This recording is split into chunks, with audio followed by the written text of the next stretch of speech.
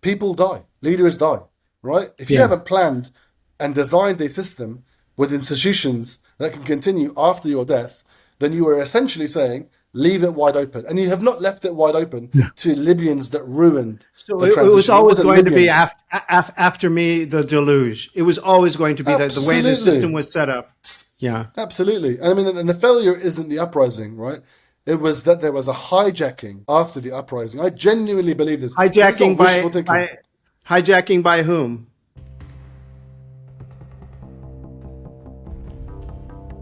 The war between the U.S. and Iran continues to escalate. Yemen's Houthis are allies of Iran. They threaten to target any Saudi ships that try to pass through the Bab al-Mandeb Strait. This is in response to a series of attacks by the Saudis on Houthi-controlled Yemeni infrastructure, including an airport in the capital, Sana'a.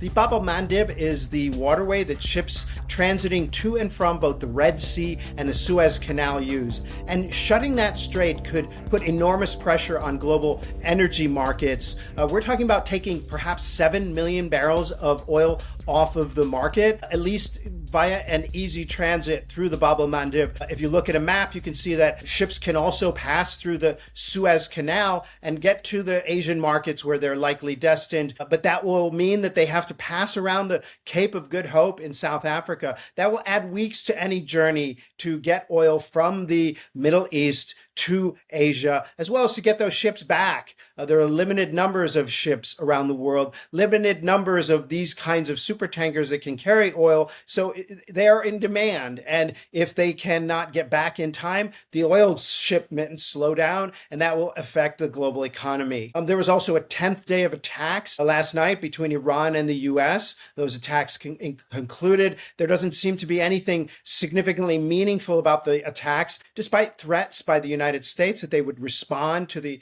deaths of 2 soldiers over the weekend.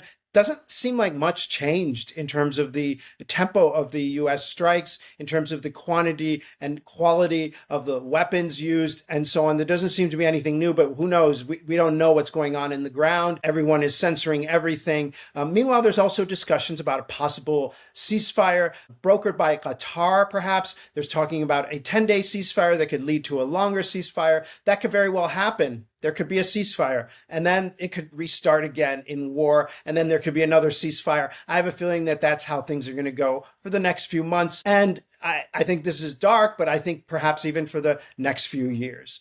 I am Borzou Deragahi. This is my podcast. It's called Badlands, and you can subscribe at borzou.substack.com. I'm also on YouTube. Yes, please come and follow me on YouTube. I'm trying to get a certain number of followers so I can monetize. That would be lovely if you wanted to follow and watch on YouTube. I'm also on YouTube podcasts, so you can listen in on YouTube as well. I'm also on Spotify and Apple Podcasts. Today's a special episode, and I have part 2 of my interview with Anas Al-Gomati. He is the founder of the Saadet Institute. That's a Libya-focused think tank. And will be an episode that will focus a little bit on Libya. And we're going to get deep in this discussion today. We're going to talk a little bit about the meaning of Libya and the Libya conflict and how it turned out. Now, both me and Anas were on the ground for years in Libya. Both of us were rather sympathetic to the rebels who overthrew Muammar Gaddafi in 2011. Were we wrong? I ask Anas Al-Gomati whether the NATO-backed uprising was really a mistake and whether the world would have been better off if it would have just stuck with Muammar Gaddafi, if the world would have just ignored him as he threatened to crush those rebels in the months leading up to the NATO intervention. The rebels never should have been armed and supported, and that we supported a cause, the Arab Spring uprisings, that was a bad cause. And we talk about that and we discuss that and get honest about the reality of what Libya was before the NATO-backed uprising and what it is now, and whether there was any way to avoid that. But first, I had an interview with India's NewsX about the news of the day, about the latest in Iran, and you can listen or watch right now. Do you see any big difference between epic fury versus this time of round? Yeah, I think that this particular phase of the conflict is focused almost exclusively on the south of Iran, especially around the Strait of Hormuz area. There is not a lot of attacks in the vast interior of the country or in Tehran or other major cities of the country's north. There seems to be narrowly focused, at least for now, on prying open the Strait of Hormuz and getting the ships moving again through the Strait of Hormuz. And it's kind of funny because before the war, the ships were moving freely through the Strait of Hormuz, and it was not even an issue for the world whether the Strait of Hormuz was open or closed because it had been open forever, and no one even knew what the Strait of Hormuz was. So I think this is one of the dangers of war. You create new problems where there was none before. Last week, we were hearing that Iran was saying that it's unifying GCC countries against not hosting US bases anymore versus making more enemies. Which one do you think is more true? I think both are kind of true. I think both the countries of the GCC are just a little bit skeptical and disappointed in the U.S. performance and the U.S. demands on that without providing much in return in terms of protection. And yeah, indeed, this is creating a lot of enmity between the Gulf states, and it is a tough situation for these Gulf states to be in. I can see the Iranian point of view, though, which is that you're hosting these bases from which these attacks are being launched on us. Just this weekend, there was videotape that I'm watching, everyone sees it, of U.S. soldiers in Kuwait operating HIMARS, advanced sophisticated precision artillery, targeting Iran from Kuwait. So it's like you're letting the Americans target Iran from your territory. There's a reasonable expectation that Iran is going to reciprocate by targeting your territory. So it's like you get yourself involved in this. This is what happens. And I think that a lot of the world sees the Gulf argument and their depiction of themselves as somewhat innocent side players in this whole affair and doesn't really buy it. Before the war, US and Israel were good friends, but how do you see their relationship has evolved now? And also, if you're a good friend, then you are with each other during the bad times. But now it seems like Israel has distanced themselves and Israel has left US to fight Iran on its own. Well, I think that Israel could still very well get involved in this conflict. And as a matter of fact, if you look at some of the Iranian attack in Jordan, they seem to be targeting those defense systems, interceptors that are set up in Jordan to protect Israel by the U.S. military and the French as well and other governments as well in Jordan. So I think there is still some consideration of that. There's also reports from Israeli media that Israeli military officials are deeply involved in the Pentagon's planning and operations for this phase of the war. Israel could still very well get involved. But for now, at least, I think the Americans prefer actually that the Israelis stay out of it. The Israelis have a style of war that is kind of no holds barred. And that's not exactly what the Americans want right now. They don't want Israel go around targeting Iranian major energy infrastructure and Iran reciprocating by targeting Gulf energy infrastructure. And how do you think this US's continuous support and funding of Israel has affected its own reputation and credibility among the GCC countries? Well, I think the GCC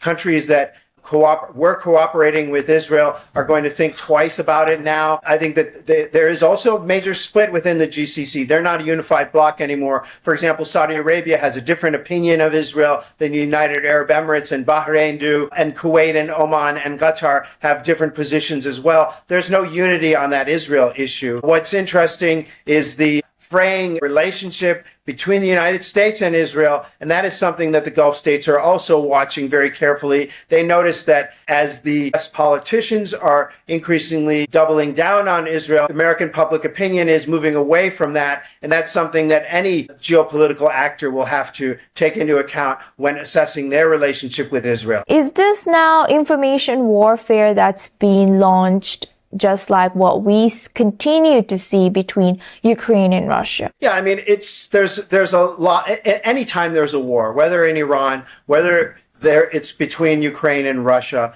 There's just so much lying going on. You really can't trust a country because they view the information space as part of the battlefield, shaping that battlefield. So there's oftentimes claims made, oftentimes counterclaims made, a lot of boasting made. Let me just give you one little example. Like, there's very little imagery coming out, official imagery from Iran about the damage to the, for example, military sites. On the other hand, they did very, very beautifully document the destruction of the Americans of a civilian bridge. And then not only did they document the destruction of the bridge, they documented the reconstruction of that bridge by civilian employees and showing off how quickly that bridge was restored and so on. So, of course, this happened. This bridge was destroyed. To show that as the only damage that was caused by the Americans is definitely dishonest. So this is how governments control the information space at a time of war, to depict themselves as not just victims, but as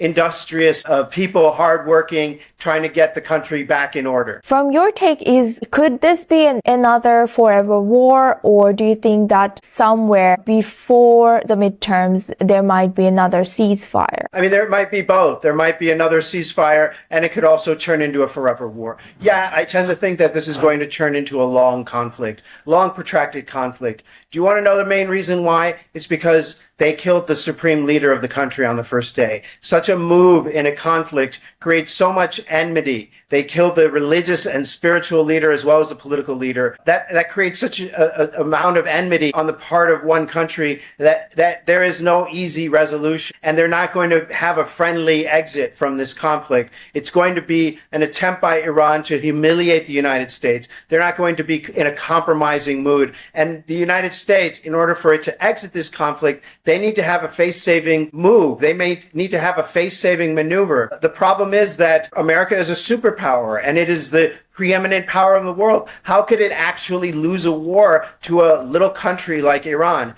And if that is the case, America is not going to be in the mood for ending the conflict either, unless it can depict itself as victorious. And the Iranians, too, will not give him that face-saving out. They were not in a mood to compromise, so this could very well go on forever. However, there could be ceasefires every now and then, every few weeks, every few months, and that is probably the direction it will take. And Mr. Dargahi, building on that, last but not least, how do you analyze what has this war reflected or shown us? As superpowers, we used to think they don't compare to these smaller countries like Russia with Ukraine, like Iran with US, but it clearly has some resistance, or a much more resistance than maybe we assumed, or even these powerful countries studied. I mean, I think it shows a couple things. One is the power of the Israel lobby in the United States, and the increasing power and the reason, and it sort of explains why